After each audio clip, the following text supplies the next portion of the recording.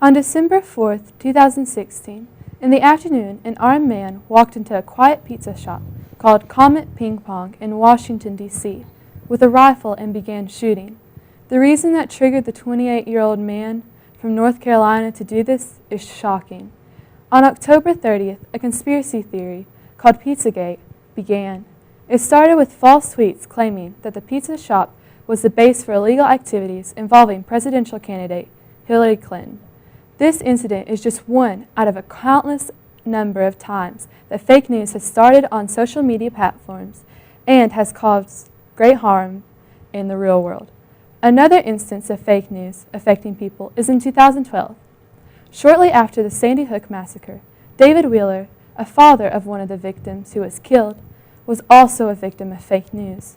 Wheeler was accused online of falsifying his child's murder to undermine gun rights. David Wheeler said, "It has been incredibly painful to have to live through this, to have to face this kind of thing for the offense of speaking publicly. But it comes back to something I landed on days after.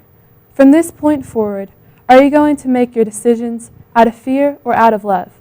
I don't always succeed, but I try to not have my decisions come out of fear." After going through all of this, several people set up fake Twitter accounts for David and his wife. They had already been through so much, and the people who were making these accounts were just using them for attention. Social media companies need to address the spread of misinformation like this. The effects of misinformation can be detrimental, especially in a society that receives so much of their news from social media. A study from Pew Research Center in 2016 found that 62% of Americans get their news on social media, and 18% are doing so very often. If so much of America gets their news from social media, shouldn't social media companies have to police what is posted? A Gallup poll has found that Americans' trust in the mass media to report the news fully, accurately, and fairly has dropped to its lowest level in Gallup polling history, with only 32% saying that they have a fair amount of trust. With these numbers so low, it's time for social media companies to be more trustworthy and control the fake news on their platforms. In a perfect world, people could always think critically and would be able to distinguish the truth from crazy stories like Pizzagate. However, people have confirmation bias that shut down critical thinking to make crazy stories realistic. This is especially true for young people.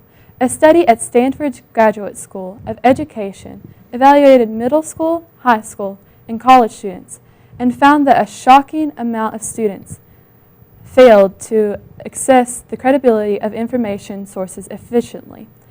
Over 80% of middle schoolers from this study were not able to tell sponsored content from a news article. Only a quarter of high schoolers could distinguish between a fake news account and a real one, and a third even argued that the fake one was more trustworthy. Individuals can't be trusted to determine right from wrong. This is why it's essential for social media companies to be obligated to address fake news and misinformation on their sites.